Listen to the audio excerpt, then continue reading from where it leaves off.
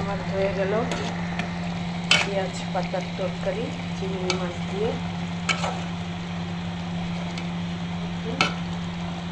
পেঁয়াজ পাতার তরকারি হয়ে গেল, এটা ভুনা ভুনা করবো।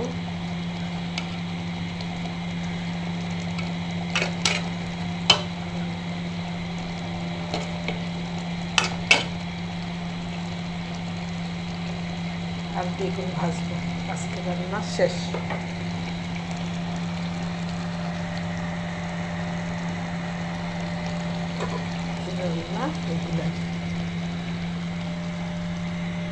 উস্তাও ভাজি হয়ে গেল।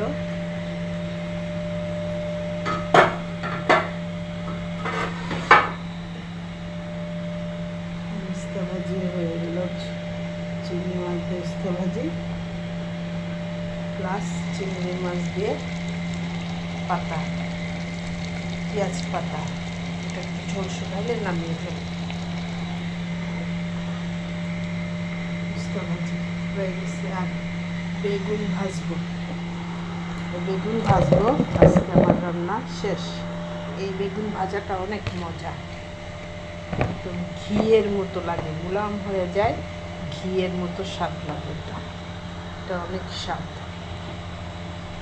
এটা ভাজবো। হয়ে গেছে আমার আজকে রান্না। পেঁয়াজ পাতাটা হয়ে গেলে বেগুনটা ভেজে ফেলবো।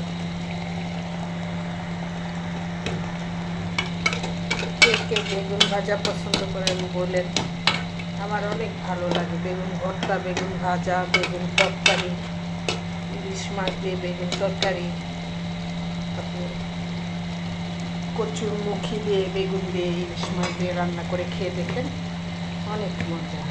আমার এগুলো অনেক ভালো লাগে। আমার মাংস, মুরগির মাংস, গরু মাংসের থেকে মাছের তরকারি অনেক ভালো লাগে। সবজি টবজি এগুলো ভালো লাগে বেশি। মুরগি খেতে পারি না, আবার মনে করেন এই হয়ে গেল আমার তরকারি।